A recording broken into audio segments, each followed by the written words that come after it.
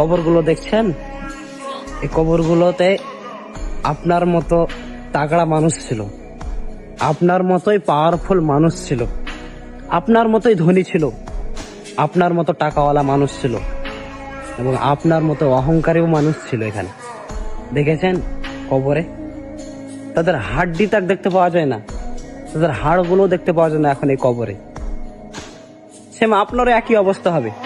আপনি যখন মারা যাবেন তখন আপনার জন্য এরকম লোক আসবে, এসে কবর খুঁড়বে, বাঁশ কাটবে, জাউন করবে, তারপর আপনাকে জোহর পর, আসর পর, মাগরিব পর, ইশা পর হোক আপনাকে দাফন করে চলে যাবে।